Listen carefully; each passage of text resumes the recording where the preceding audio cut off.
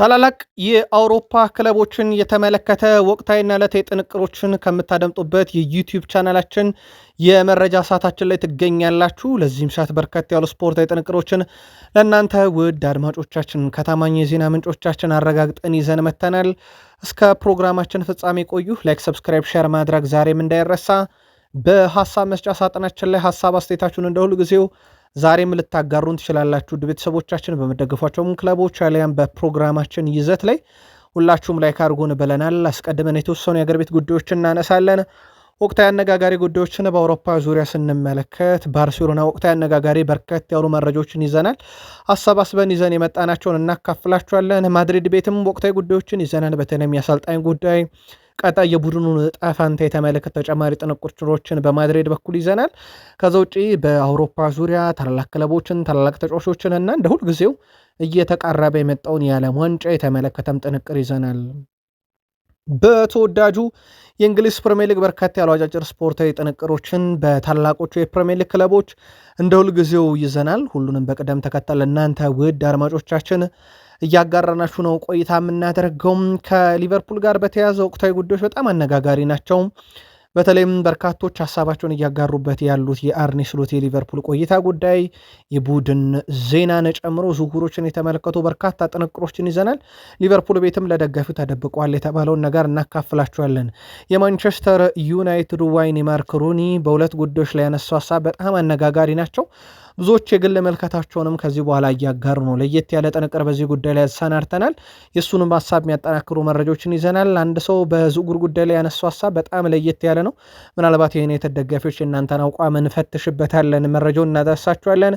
በዩናይትድ በኩል በአንድ ዝውውር ላይም ያገኙታል የተባለውን ገንዘብ በተመለከተ ተቃውሞ እየቀረበ ነው። ይህንንም ጉዳይ እናጠረዋለን። የዩናይትድም ደጋፊዎች እስከ ፕሮግራማችን ፍጻሜ ቆዩን።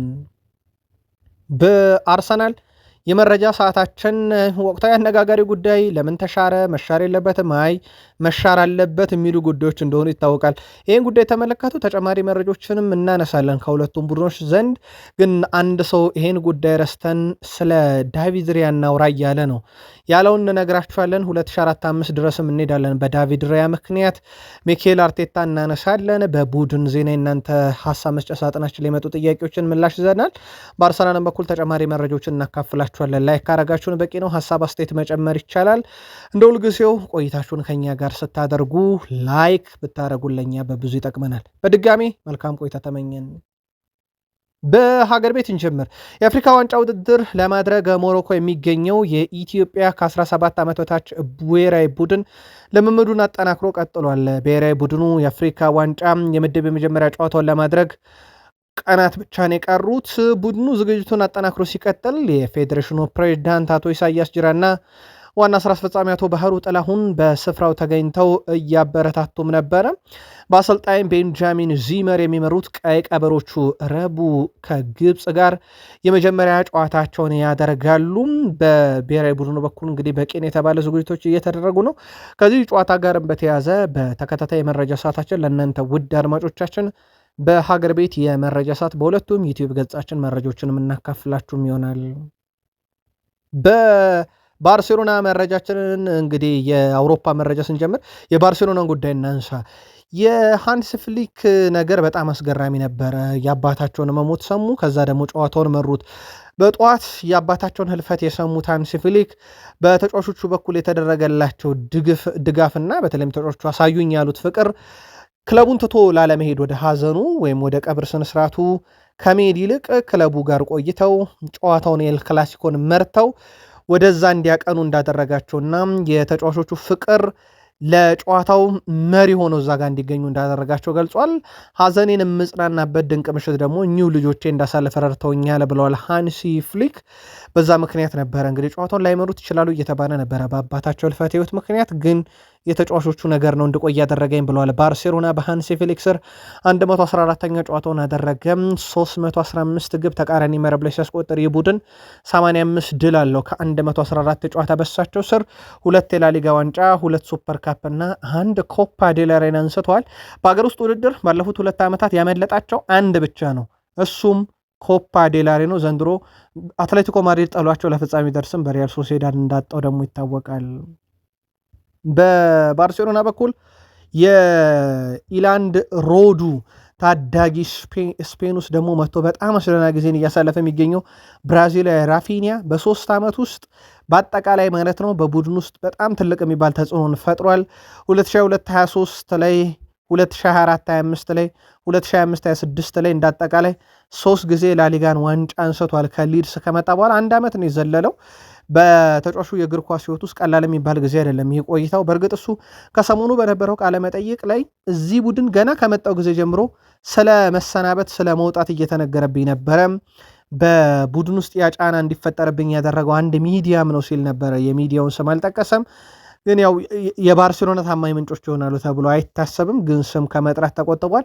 ለማንኛውም ባለፉት 4 ዓመታት 3 የላሊጋ ዋንጫዎችን ሲያነሳ ቡድኑ የቡድኑ ወሳኝና ቁልፍ ተጫዋች ነበር ማለት ይቻላል። ፌራን ቶሬዝ 23 የግብ አስተዋጽኦ አለው ዘንድሮ፣ ብዙ ያልተነገረለት የባርሴሎና በጣም አስደናቂ ሰው፣ የኤል ክላሲኮ ግብ ባለቤትም እንደሆነ ይታወቃል። 23 የግብ አስተዋጽኦ ላይ የደረሰ ማርከስ ራሽፈርድም ዘንድሮ ነው ቡድኑን በውሰት የተቀላቀለው። በጣም ጥሩ ጊዜን እያሳለፈ ነው። በባርሴሎና የመጣሁት ለማሸነፍ ነው፣ የቻልነውን ያክል ዋንጫና አሸንፈናል፣ ለዛም በጣም ደስተኛ ነኝ ብሏል። ያው አብሮ ሱፐር ካፑንና ላሊጋውን ዘንድሮ ማንሳት ችሏል። ማርከስ ራሽፈርድ ትላንትና የላሊጋ ዋንጫውን ሲያሳካም ከበርካቶች መልእክት ተልኮለታል። አብነት ያክል አንደኛው የማንቸስተር ዩናይትዱ አምበል እንግዲህ መልእክት ተልኮለታል። ብሩኖ ሚጌል ፈርናንዴዝ በጣም ደስተኛ መሆኑን ለሱና እንደሚገባውም ጠቅሶ ለራሽፈርድ የደስታ መልእክትም ከላኩ ተጫዋች ውስጥ ይጠቀሳል። በሌላ በኩል የቡድኑ ሌላ ወሳኝ ተጫዋችን ጋቪን እናንሳ። ጋቪ ዓመቱን በጉዳት እንዳሳለፈ ይታወቃል። በጣም ፈታኝ ጊዜ ነበረ ለሱ፣ ምንም ጥርጥር የለውም። በጋቪ በኩል በዚህ ውድድር ዓመት የተጫወተው የጨዋታ ብዛት ራሱ 9 ነው። 5ቱን ብቻ ነው በቋሚነት የጀመረው። 1 አሲስት አለው። የተጫወተው ደቂቃ ራሱ ከ394 አይበልጥም። ጉዳት በብዙ የፈተነው ጋቢ በዓመቱ መጨረሻ ግን ከቡድኑ ጋር ሻምፒዮን ሆኗል። ዘ አትሌቲክ የሪያል ማድሪድ ነባር የዜና ምንጮችን ዋቢ አድርጌ ነው ይላል። ሪያል ማድሪድ ቤት ቡድኑ ነጥብ ካጣ ዋጋውን የሚከፍለው አሰልጣኙ ብቻ ነው የሚል ፍልስፍና አለ። ይህ ነገር ክለቡን እየጎዳ ነው የሚል መረጃ ነው ዘ አትሌቲክ ይዞ የወጣው። ማድሪድ ቤት ውጤት ከጠፋ የሚወቀስ አሰልጣኝ ብቻ ነው፣ ተጫዋቾቹ ያን ያህል ጫና የለባቸውም፣ ያ ደግሞ ቡድኑን እየጎዳ ነው ይላል። የሪያል ማድሪድ ታማኝ የዜና ምንጮችን ዋቢ አድርጌ ነው ብሏል ዘ አትሌቲክ። በእርግጥ ነገር በዣቪ አሎንሶ ስንብትም ላይ በደንብ የታየ ነው። ውጤት ሲጠፋ አንድም የተሰናበተ ተጫዋች የለም፣ ያወሳቸው ብቻ ናቸው የወጡት። ካርሎ አንቸሎቲም ውጤት በመጠኑም ቢሆን ሲጠፋ፣ በተለይም አምና ሁሉን ነገር በባርሴሎና ሲወሰድባቸው ለስንብታቸው እንዳንድ ምክንያት ይወሰድ ነበረ። አሁንም ያው ነው ዣቪ አሎንሶን የገጠመው ይላል የዘ አትሌቲክ መረጃ። የሪያል ማድሪድ ደጋፊዎች የእናንተ መልከት አጋሩን። አልቫሮ አርቤሎአ ስለ ቀጣይ የሪያል ማድሪድ ቆይታው ተጠይቆ ነበረ። አመቱ ሲጠናቀቅ እናወራለን ሲሉ ተደምጠዋል። ከዛ ውጭ አልቫሮ አርቤሎአ በሲዝኑ መጠናቀቅ ዙሪያ የኛ ሲዝን እንግዲህ ተጠናቋል ብሏል። ምክንያቱም የኛ ሲሉ ያው ዋንጫ እናነሳም እንደማለታቸው ነው። የኛ ሲዝን ተጠናቋል፣ ነገር ግን የቀሩ ጨዋታዎች አሉ። ስለዚህ ለመለያው እንፋለማለን፣ ውድድሩ አመቱ እስኪጠናቀቅ ድረስ ለመለያችን ደግሞ እንጫወታለን እያለ ይገኛል። ያው ለክብር እንጫወታለን። ሪያል ማድሪድ በቀጣይ ጨዋታዎች ላይ ልክ ዋንጫ እንደሚያነሳ ቡድን ወይም ተስፋ እንዳለው ሆኖ ወይም ደግሞ ለክብሩ ሲል ይጫወታል። ምንም አይነት መሸነፍ ነጥብ መጣል እንዲኖር አንፈቅድም፣ ቢያንስ መለያው ያንን አይፈቅድም፣ ሪያል ማድሪድ ያንን አይፈቅድም ብሏል። የአልቫሮ አርቤሎዋን ጉዳይ በተመለከተ ግን አሁን እየወጡ ያሉ አንድ መረጃ እንንገራችሁ። ጉዳዩን በእርግጥ በቀጣይ እናጣራዋለን። ጆዜ ሞሪኒሆ ኦልሞስት የሪያል ማድሪድ አሰልጣኝ የመሆን ነገራቸው በጣም እየቀረበ የመጣና ከቀን ወደ ቀን ነገርየው የእሳቸው ሹመት እርግጥ እየሆነ እየመጣ ነው። ማርካም አንድ መረጃ ይዞቷል። የእሳቸው ሹመት የጊዜ ጉዳይ ብቻ የሚል መረጃ ይዞቷል። ጉዳዩን እያጠራን ከስር ከስር ለእናንተ ወደ አድማጮቻችን እናመጣዋለን። ሃሪ ኬን በቡንደስሊጋ 24 ፍጹም ቅጣት ምት 24ቱንም አስቆጥሮ ነበረ። ከዛ 25ኛው ላይ ግን ስቷል። ይኸውም ቡንደስሊጋው ሊጠናቀቅ አንድ ጨዋታ ሲቀረው መሳቱ በጣም አነጋጋሪ ሆኗል። በዚህ ሳምንት እንደሳተ ይታወቃል። ቡድኑ በኦሊሴ ገባ 1-0 ያሸነፈውን ጨዋታ ማለት ነው። 25ኛውን ፍጹም ቅጣት ምትን የሳተው ከዛ ፊት 24ቱን ከ24ቱ ማስቆጥሮ ነበረ። የመጀመሪያው መሳት ነው። ያው ግን ከፍተኛ ግብ አስቆጣሪ ሆኖ መጨረሱ እርግጥ ሆኗል። የሮቤርት ሌዋንዶስኪን 41 ግቦች ግን ማሻሻል አይችልም። ኦልሞስት ያው አንድ ጨዋታ ስለቀረ ያደርገዋል አያደርገውም ሌላ ጉዳይ ነው፣ ግን ኦልሞስት ያበቃ ነገር ነው ማለት ይቻላል። ሃሪ ኬን 33 ግቦችን ይዞ አንደኛ ነው። ሁለተኛ ለመሆን ያለው ትንቅንቅ ሞር የተሻለ ነው። ዴኒስ ዙንዳቭ 19 ደርሷል። ፓትሪክ ሼክ 16፣ ሴሪዮ ጉራሲ 16፣ ሉዊስ ዲያዝ 15 አለው። ዴኒስ ዙንዳቭ በጣም ጥሩ ጊዜን እያሳለፈ ይገኛል። ሁለተኝነት ስፍራን ይዞ ለማጠናቀቅ የተሻለው ሰው ነው። የዓለም ዋንጫ አሸናፊነት ቅድመ ግምቱ የአርጀንቲና ነው እያለ ነው የባርሴሎና ኮከብ ጋቪ። ሊጀመር 30 ቀናት አካባቢ የቀረው የዓለም ዋንጫን በተመለከተ በርካቶች የግል ምልከታቸውና ሀሳባቸውን ሲያጋሩ ከደጋፊ ዘንድ የስቴዲየም ትኬት ዋጋ መጨመር፣ ከክለቦችና ከተጫዋች ዘንድ ጉዳት እንዲሁም ቅድመ ግምቶች እየሰማን ነው። የአሜሪካው ፕሬዚዳንት ዶናልድ ጄ ትራምፕ የዓለም ዋንጫ ተወዷል፣ ሁሉ ከፍዬማ ስቴዲየም ገብቼ ሀገሬ ስትጫወታ ላይም የመክፈቻ ስነስርዓቱንም ቢሆን ማለታቸው ይታወቃል። ስፔናዊ ባርሴሎና ተጫዋች ጋቪ አርጀንቲና ቀጣዩን ዓለም ዋንጫ የማሸነፍ እድል እንዳላት ተናግሯል። አርጀንቲና ትልቅ የማሸነፍ እድል ያላት ሀገር ነች፣ ምክንያቱም የወቅቱ ሻምፒዮን ናቸው ብሏል። ሊዮኔል ሜሲ አሁንም የዓለም ምርጡ ተጫዋች ነው ያለው ጋቪ እሱ እስከተጫወተ ድረስ አርጀንቲና ሁሌም ምርጥ ብሔራዊ ቡድን ናት እያለ ይገኛል። በነገራችን ላይ ሮናልዶም የመጨረሻ የፖርቱጋል ቆይታ ይሆናል ተብሎ ይታሰባል። ለሜሲም እንደዛው የሁለቱ ሌጀንዶች በብሔራዊ ቡድን ደረጃ የመጨረሻ ሙከራቸውን የመጨረሻ ጨዋታቸውንም በዚህ ዓለም ዋንጫ ያደርጋሉ ተብሎ ነው የሚጠበቀው። እንግሊዝ ደርሰናል። ውድ ቤተሰቦቻችን ከእንግሊዝ ፕሪሚየር ሊግ መረጃ ጋር ስትቆዩ ሀሳብ አስተያየት እንቀበላለን። ላይክ ካረጋችሁ ለኛ በብዙ ይጠቅመናል። ውድ ቤተሰቦቻችን ላይክ እያረጋችሁን እስከ ፕሮግራማችን ፍጻሜ አብራችሁን ቆዩን። ካሉም ዊልሰን አንድ ምስል ለጥፏል። ውድ ቤተሰቦቻችን የዌስትሃም ዩናይትድ አጥቂ ነው። የእሱ ግብ አርሰናል ላይ እንደተሰረዘችበት ይታወቃልና የለጠፈው ምስል ትንሽ አነጋጋሪ ሆኗል። የጆዜ ሞሪኒዮን ምስል ነው የለጠፈው። ጆዜ ሞሪኒዮ በእንግሊዝ ፕሪሚየር ሊግ እያሉ ስለ ዳኝነቱ ምን ይላሉ ይባላሉ። እሳቸው ስለ ዳኝነት ባላወራ ይሻላል ብለው ያወሯትን እና የተቀረጸችውን ምስል በማህበራዊ ትስስር ገጹ ላይ አያይዞ ለጥፏታል። ከዳኝነት ውሳኔ ጋር በተያያዘ ከምናገር ዝም ብል ይሻላል እያለ ነው ካሉም ዊልሰን። ምናልባት ለዚህ ቅጣት ይጠብቀዋል ተብሎ አይታሰብም፣ ግን ሀሳቡን የገለጸው በጣም ሩቅ ሄዶ ነው። የጆዜ ሞሪኖ ንግግር አምጥቶ ከሱ ምስል ጋር አያይዞ ለጥፎ ምናምን ነውና የዳኝነት ውሳኔውን ባለናገር ይሻላል የሚል ይዘት ሀሳብ አጋርቷል። የተሻረች ግብ በብዙዎች ዘንድ ያው እንግዲህ የአርሰናል ደጋፊና አብዛኛው ሚዲያው አካል ግን እና ዳኞች ማህበር ፈጽሞ መሻር አለበት እያሉ ነው። የተወሰኑ አካላት ጥቂት የማይባሉም ቢሆን መሻሩን ሲቃወሙ አንደኛው ካሉም ዊልሰን ነው። ከማንቸስተር ሲቲ ጋር በተያያዘ ፔፕ ጋርዲዮላ ስለ ቡድናቸው ቁልፍ ተጫዋች በተለይም ከሰሞኑ በጣም ጥሩ መነቃቃት ላይ ስለሚገኘው ጀሬሚ ዶኩ ሀሳባቸውን አጋርተዋል። ፔፕ ጋርዲዮላ ጀሬሚ ዶኩ ሁልጊዜም ድሪብል ያደርጋል፣ የስራ ባህሉ ይሞክራል፣ ሁሉንም ነገር ያደርጋል። እናም የዓለማችን ምርጡ ተጫዋች መሆን እፈልጋለሁም ብሎ በየቀኑ ይነግረኛል። በእርግጠኝነት የምነግራችሁ ነገር ጀሬሚ ዶኩ በዛ ደረጃ መገኘት እንደሚችል ነው እርግጠኛ ነኝ። ከቪኒሺየስ ጁኒየርም ከላሚን ያማልም ደረጃ መድረስና መቀመጥ የሚችል ተጫዋች ነው። አሁንም ጨዋታዎችን እያሸነፈ ነው፣ ጎሎችን እያስቆጠረ ነው። በእርግጠኝነት አሁንም ምርጡ ተጫዋች ነው እያለ ይገኛል። ፔፕ ጋርዲዮላ ናቸው ይሄን የሚሉት። በሰሞኑ ግን የሲቲ ውጤት ላይ በጣም ትልቁ ተጫዋች ነበር። ለአብነት ያክል ከኤቨርተን ጋር እንዳይሸነፉ ያደረጋቸው ተጫዋች አንዱ እሱ ነው። 2 ጎሎችን አስቆጠረ። በሳምንቱ ድል ሲያደርጉ ብሬንትፎርድን የጨዋታውን መነሻ ግብ ያስቆጠረው እሱ እንደነበረ የሚዘነጋ አይደለም እና በሲቲ ቤት በጣም ወሳኙና ቁልፉ ተጫዋች ነው ማለት ይቻላል በዚህ ሰዓት። ፔፕ ጋርዲዮላ በላሚን ያማልም በቪኒሺየስ ጁኒየርም ደረጃ በቅርቡ ጠብቁት ብለዋል። ምናልባት በየትኛው ደረጃ መቀመጥ ይችላል፣ ግን አሁን ላይ ሲቲ ያናጋሩን። ሊቨርፑል በመኪና አደጋ ህይወቱ ላለፈው ዲዬጎ ጆታ መታሰቢያ ሐውልት አንፊልድ ላይ እንደሚገነባ መግለጹ ይታወቃል። አሁን ሊቨርፑል ለዲዬጎ ጆታና ወንድሙ የሚገነባውን የመታሰቢያ ቋሚ ሐውልት ምስል ይፋ አድርጓል።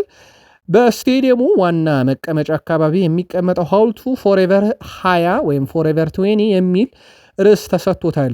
ሊቨርፑል ዲዬጎ ጆታን በክለቡ ለብሶ የነበረውን 20 ቁጥር መለያ መስቀሉ ይታወቃል። ወይም በሌላ አማርኛ ከዚህ በኋላ በሊቨርፑል አይለበስም 20 ቁጥር መለያ ማለት ነው። ዲዬጎ ጆታ አምን አካባቢ ኦልሞስት 1 ዓመት ሊሞላው ነው። በመኪና አደጋ ከወንድሙ ጋር ህይወቱ እንዳለፈ የሚዘነጋ አይደለም። ሊቨርፑል አሁንም ድረስ አልተካቸውም ተብሎ ቡድኑ ከሚተችበት አንደኛው ተጫዋች ዲዬጎ ጆታ እንደነበረ የሚዘነጋ አይደለም። በሊቨርፑል በኩል ሊቨርፑል ዘንድሮ በአንፊልድ ሮድ ስቴዲየም ነው የምላችሁ፣ ሁሉንም ጨዋታ አለ አንፊልድ ላይ ብቻ አንድን ጨዋታ እየመራ 9 ነጥብ ጥሏል። ለአብነት ያክል በዚህ ሳምንት ቼልሲን መራ 2 ነጥብ ጣለ። ምክንያቱም አቻ ነው የወጡት። እንዲህ ያለ አንፊልድ ላይ ሊቨርፑል 9 ነጥብን ጥሏል።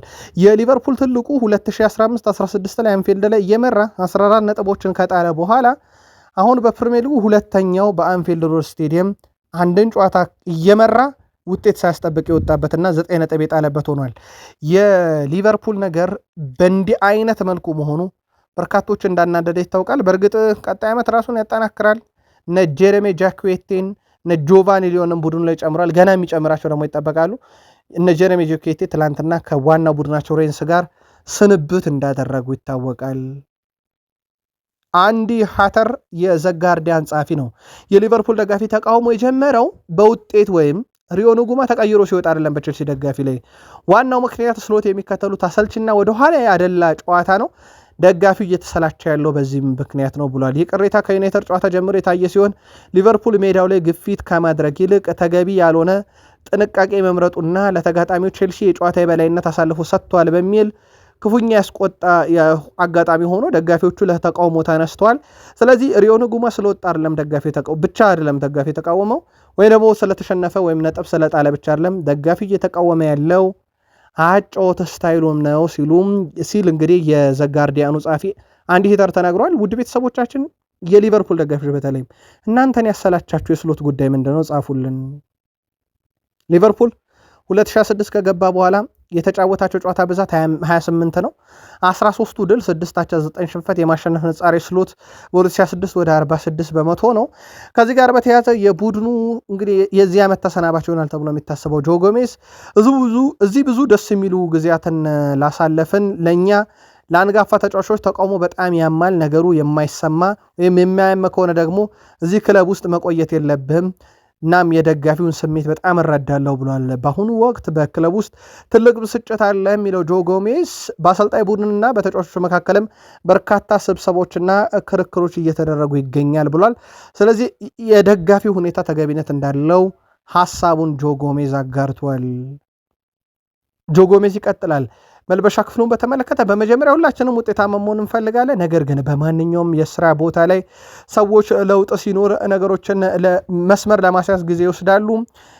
ዘንድሮ የምንመለከተው ታክቲክ ባለፈው ዓመት ውጤታማ ነበር፣ አሁን ላይ ግን እንደ ቀድሞ ፈጣንና ሳቢ አይደለም ይላል። ይህም አንዳንድ ጊዜ ጫና ይፈጥራል።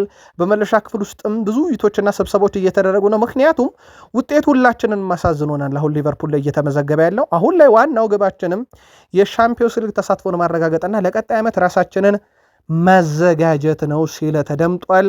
ስለዚህ ቡድን ውስጥ ያለው ችግር በመልበሻ ክፍል ውስጥም የራሱ የሆነ ተጽዕኖ እንደፈጠረም ጭምር ነው ያጋራው። በእርግጥ የሰሞኑ የሊቨርፑል ደጋፊ ተቃውሞ ቀለል ተብሎ የሚነገር እንዳልሆነ እና ተጫዋቾቹም ያ ነገር በደንብ ፊል እያደረጉት እንደሆነ ነው የጆ ጎሜዝ ሐሳብ በራሱ የሚናገረው። ጉዳዩን በሚስጥር ለመያዝ ጥረት ቢደረግም የአርኔ ስሎትና የሳላህ ጉዳይ በጣም የከረረ ነው ይላል ሉዊስ ስቴሊ የዴይሊ ሜል ጸሐፊ ነው። ያን ክስተት አስቀድሞ በቡድኑ ላይ ጉዳት አድርሷል። በተለይም በስሎትና በሳላ መካከል የተፈጠረው ግጭት ይሄ ቀለል ተብሎ ሚዲያ ላይ እነሱ ወጥተው እንደተናገሩት ሳይሆን ይላል ሉዊስ ስቴሊ ቡድኑ ላይ ጭምር ጣጣ ያመጣ ነው ያላል። ያ ክስተት ቡድኑ ላይ ጉዳት አድርሷል፣ በዘንድሮ የውድድር ዘመንም ላይ ጥላውን አጥልቷል ይላል። በቀጣዩ ውድድር ዘመን ሳላህ፣ ሮበርትሰን እና ምናልባትም አሊሰን ከክለቡ የሚለቁ በመሆኑ ስሎት የራሱን አዲስ ቡድን የመገንባት እድል ይኖራል። ሆኖም ግን የቡድን ሁኔታው ካልተሻሻለ ምንም አይነት ሰበብ ተቀባይነት አይኖረውም። እናም ስንብቱ ይፈጥናል።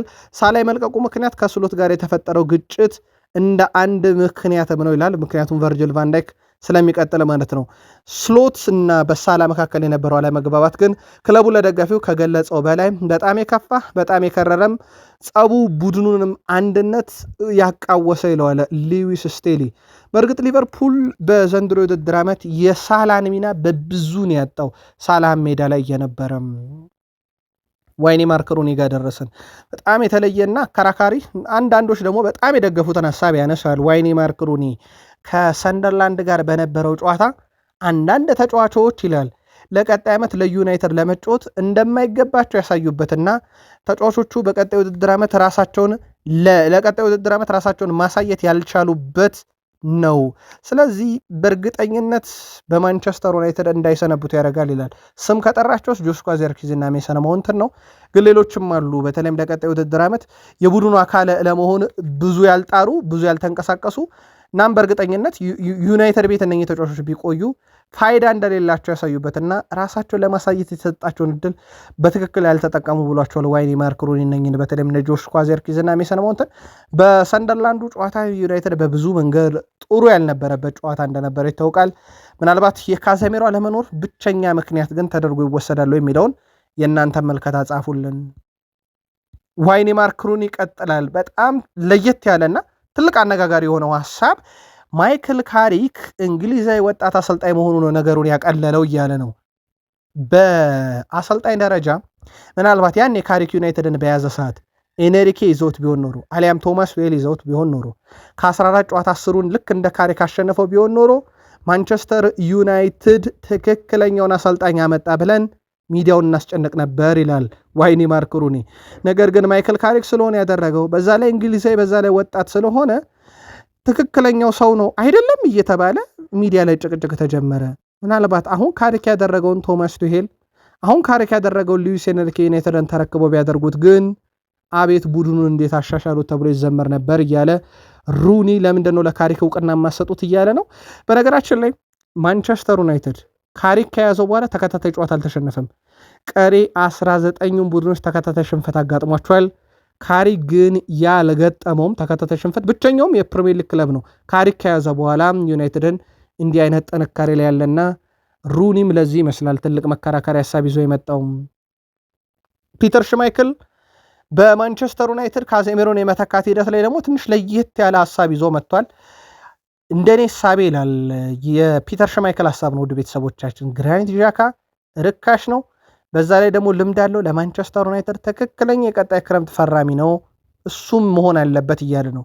በተለይ ማንቸስተር ዩናይትድ ይላል ቡድኑን የሚገነባው አማካዩ ላይ በኮቢ ሜኑ ዙሪያ ነው።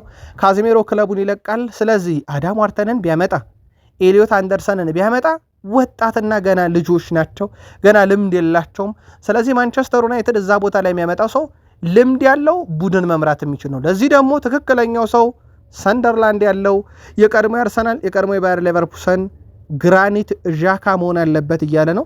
እንደ ምክንያት ያቀረበው ልምዱን፣ እንደ ምክንያት ያቀረበው ዋጋውን፣ እንደ ምክንያት ያቀረበው ካዜሜሮን በወጣት ከመተካት ልምድ ባለው መተካት በሚል ነው። ይሄ የፒተር ሽማይክል የግል ምልከታ ነው። እንዴት አገኛችሁት? ዩናይትድ ያንጻፉልን። ሪዮ ፈርዲናንድ ባርሴሎና ራሽፈርድን በተባለው 26 ሚሊዮን ፓውንድ ከዩናይትድ ከገዛ ዩናይትድ ተዘርፏል እያለ ነው። በእርግጥ ፍቃዱ የዩናይትድ ነው። ዩናይትድ ፈቅዶና ወዶ የሰጠው ተጫዋች እንደሆነ ይታወቃል። ከዚህ ጋር በተያዘ ታዲያም በማንቸስተር ዩናይትድ በኩል ከተጫዋቹ የሚፈልጉትን ይሄንንም ገንዘብ ግን ለማግኘት አሁንም 100% ዋስትና የላቸውም። ምክንያቱም ገና ድርድር ላይ ናቸው። በባርሴሎና በኩል ከዚህም እንዲቀነስላቸው አሊያም የውሰቱን እንዲቀጥል ነው ደሞዝ እየከፈሉ የሚፈልጉት። ሪዮ ፈርዲናንድ ግን በ26 ሚሊዮን ፓውንድ ራሽፈርድን መሸጥ ኪሳራ ነው እያለ ነው። ምናልባት ለዩናይትድ ደጋፊዎች አንድ ልነግራችሁ የምንወደው መረጃ ማንቸስተር ዩናይትድ አዲሱን የሜዳውን መለያ በቀጣይ ዓመት የሚለብሰውን ግንቦት 14 ከኖቲንግሃም ፎረስት ጋር በሚደረግ ጨዋታ በኦልትራፎርድ የምንመለከተው ይሆናል።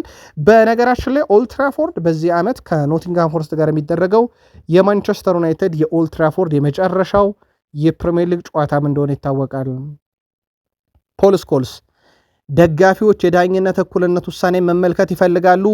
አርሰናል በውድድር ዓመቱ ቀደም ብሎ እንደዚህ አይነት ጥፋት እየሰራ ቫር ሲሸረው አልተመለከትንም። ለምሳሌ ዩናይትድ ከአርሰናል ጨዋታ ምንም የተለየ ጥፋት አልተሰራም።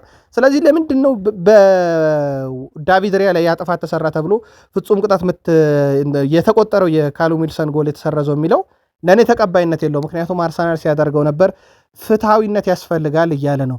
በነገራችን ላይ ውድ ቤተሰቦቻችን ይሄ ሶስተኛው ሀሳብ ከተሻረው ግብ ጋር ያለው ሶስተኛው ሀሳብ መሻሩ ልክ ነው፣ ግን ከዚህ በፊት አርሰናል ሲያደርገው ነበረ። ስለዚህ አርሰናል ሲያደርገው ከሆነ ለአርሰናል ሲሆን ለምን ይሻራል የሚልም ሶስተኛው ገና አለ። ልክ እንደ ፖል ስኮልስ አብዛኛው ትክክል ነው መሻር አለበት፣ ገሚሱ ደግሞ የለም መቆጠር ነበረበት ከሚለው ሀሳብ ደግሞ እነኚህ መሀል ላይ ያሉት ደግሞ ልክ ነው መሻሩ፣ ግን አርሰናል ሲያደርገው አልተሻረም እኮ የሚል ነው።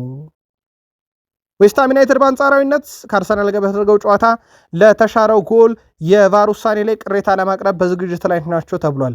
ክለቡ ካሉም ዊልሰን ዘግይቶ ያስቆጠረው ያቻነት ውጤት ለምን እንደተሰረዘ ለማብራራት የእንግሊዝ ዳኞች ኮሚቴን እንደሚያነጋግር ይጠበቃል። ቢቢሲ ስፖርት ማረጋግጧል። በነገራችን ላይ ዌስትሃም በፕሪሚየር ሊጉ ለመትረፍ የዛ ጨዋታ አንድ ነጥብ ራሱ ብዙ ነው ለዌስትሃም። በአንጻራዊነት ላያተርፈው ይችላል፣ ግን በአንጻራዊነት እድሉ ለመሞከር በጣም ወሳኝ ነው። ምናልባት ግን ዌስትሃም በአንድ ነጥብ ችግር ምክንያት የሚወርድ ከሆነ ምንም ጥያቄ የለውም እቺ ግብ ዌስትሃምን ዋጋ ልታስከፍለው ትችላለች። ዌስትሃምም እንደ አርሰናል የራሱ የሆነ ጣጣ ያለበት ቡድን ነው። አርሰናል ዋንጫን ለማጣጣም 22 ዓመት ሲጠብቅ፣ ዌስትሃም ዘንድሮ ለመትረፍ እያጣጣረ ያለ ቡድን እንደሆነ ይታወቃል። ጃሊጂ ቡፎን ግን ሁሉን ረስተን ለምን ስለ ዳቪድ ራያ እናወራም እያለ ነው። ዳቪድ ራያ ግብ ጠባቂ ስለሆነ እንጂ የተረሳው ድንቅ ግብ ጠባቂ ነው፣ ባሎንዶር ይገባዋል እያለ ነው። ለየት ያለ ሀሳብ ይመስላል። ዳቪድ ራያ ዘንድሮ በጣም የተለየ ዓመት አሳልፏል። ዳቪድ ራያ ግብ ጠባቂነት ህይወቱን እንኳን ብናየው 164 ጨዋታ ግብ ያልተቆጠረበት የዩኤፋ ኔሽንስ ሊግ የአውሮፓ ዋንጫን ያነሳ 3 ተከታታይ ዓመት የፕሪሚየር ሊግ የወርቅ ጓንት ባለቤት የሻምፒዮንሺፕ የወርቅ ጓንት ባለቤት ነበር። በነገራችን ላይ ብሬንትፎርድ ሻምፒዮንሺፕ በነበረ ሰዓትና በጣም ድንቅ ጊዜን እያሳለፈ ነው። ጃሊጂ ቡፎንም ለምን ሁሉን ትተን ስለ ዳቪድ ራያ የባሎንዶር ሽልማት አንነጋገርም እያለ ነው። ምናልባት አርሰናል ፕሪሚየር ሊግና ሻምፒዮንስ ሊግን ከበላ ምናልባት ዳቪድ ራያ ወይንስ ዴክላን ራይስ የሚልም ሌላ ጥያቄ ይነሳል። በእርግጥ የአርሰናል ደጋፊዎች ድምፅ እንዲከፋፈልም ሊያደርግ ይችላል። ከአንድ ተጫዋች በላይ እጩ ሆኖ የሚቀርብ ከሆነ ዳቪድ ራያ 20 ክሊንሺት ላይ መድረስ ይችላል፣ ወይም 20 ጨዋታ ላይ መረቡ ሳይደፈር መውጣት ይችላል። ያው ሪከርዱ ግን 24 ነው። እሱም በፒተር ቼክ 2004-2005 የተያዘ ነው። ዳቪድ ራያ ግን በተቀሩት 2 ጨዋታ 2 ክሊንሺት ካገኘ 20 መድረስ ይችላል። አርቴታ ትልቅ ሳምንት ነው ያሳለፍነው። ያለን ነገር ሙሉ የሰጠንበት ሳምንት ነው። ለነበረን ቁርጠኝነት የሚገባንን አግኝተናል ብለዋል። ሻምፒዮንስ ሊግ ፍጻሜ ደረሱ። ከሲቲ ጋር ያላቸውን የነጥብ ልዩነት ቢያንስ ሲቲ ሮብ ከፓላስ እስኪጫወት ድረስ ወደ 5 ከፍ አደረጉ። በእርግጡ ዌስትሃሞች በፕሪሚየር ሊጉ አርሰናል እስኪገጥሙ ድረስ ለ4 ወር ያህል በለንደን ስቴዲየም አልተሸነፉም ነበርና ምንም እንኳን አርሰናል እዚህ ስቴዲየም ላይ ጥሩ ሪከርድ ቢኖረውም በወቅታዊ ብቃት ግን እዚህ ሜዳ ላይ ለ4 ወራት ያክል አልተሸነፈም። 3 አቻ 3 ድል ለመጀመሪያ ጊዜ ነው አርሰናል እንግዲህ ከ4 ወር በኋላ ይህንን ቡድን ድል ማድረግ የቻለው ወይም ደግሞ ቡድኑ የተሸነፈው ዌስትሃም ዩናይትድ የተሸነፈው ድል ያደረገው ደግሞ አርሰናል ሆኗል። ሚኬል አርቴታ ለእኛ ልዩነት መፍጠር የሚችሉ በርካታ ተጫዋቾች አሉ። አንዱ ላይ ሳንድሮ ትሮሳርድ ነው። በእርግጥ ሁልጊዜ ተመሳይ ብቃት ጠብቆ መጓዝ የማይቻል ቢሆንም በዚህ ሳምንት ግን አስደናቂ ጨዋታዎችን አሳይቷል። ለዛም ልዩነት ፈጣሪ መሆኑን በደንብ አይተናል ብለዋል ስለ ትሮሳርድ። ከዛ ውጪ በአርሰናል በኩል ቤን ዋይት ለዚህ እግር ኳስ ክለብ እንግዲህ ያደረገው ነገር ቀላል የሚባል አይደለም፣ ለአርሰናል ማለት ነው። ለዚህ ክለብ ካደረገው ነገር አንጻር ግን ተጫዋቹ የገጠመው የጉዳት መጠን ደግሞ በአርሰናል ከዚህ በላይ እንዳይታይ ያደርጎታል። ምናልባት በርከት ያሉ ዜና ምንጮች ከውድድር ዓመት ውጭ ሊሆን ይችላል እያሉ ነው። ግን ሚኬል አርቴታ የሕክምና ምርመራ ውጤቱን እንጠብቅ ስላሉ ውጤቱን እንጠብቅና እንነግራችኋለን። ቀጣይ ጨዋታ በሲዝኑ ለመጨረሻ ጊዜ በኤምሬትስ የሚደረገው ለአርሰናል ከሳምንት ኦልሞስት 7 ቀን ይቀረዋል። ሰኞ ምሽት ነው ከበርሌ ጋር የሚያደርጉት። ያ ጨዋታ የመጨረሻው የአርሰናል ጨዋታ ነው በኤምሬትስ በዚህ ዓመት። የዋንጫውን ነገር ያለት ሊያሳኩ ይችላሉ ለሚለው በቂ ማብራሪያ በቃል ስፖርት ዩቲዩብ ቻናል ሰጥተናችኋል። ምናልባት ላልተከታተላችሁን ሮብ ሲቲ በፓላስ የሚሸነፍ ከሆነና ሰኞ አርሰናል በሜዳውና በደጋፊ ፊት የሚያደርገውን ጨዋታ ድል የሚያደርግ ከሆነ የበርንሌውን ጨዋታ ማለት ነው የፕሪሚየር ሊግ ሻምፒዮናል ዋንጫውን የሚያነሳው ኤምሬት ላይ ይሆናል ማለት ነው። ኦፕታ ከዚህ ጋር በተያያዘ 87% አርሰናል ዋንጫውን ያነሳል ሲል 13% ብቻ ለሲቲ ሰጥቶታል። ኦፕታ ካስታወሳችሁ ረጅም ጊዜ ሆኖታል ለአርሰናል ቅድመ ግምት እየሰጠ ነው። በፕሪሚየር ሊግም በሻምፒዮንስ ሊግም አርሰናልም ኦፕታን ያሳፈረ አይመስልም። ከዋንጫዎቹ ደጃፍ እየደረሰም እየቀረበም ይገኛል። ጥቂት ቆይተን እንመለሳለን። መልካም ቀን።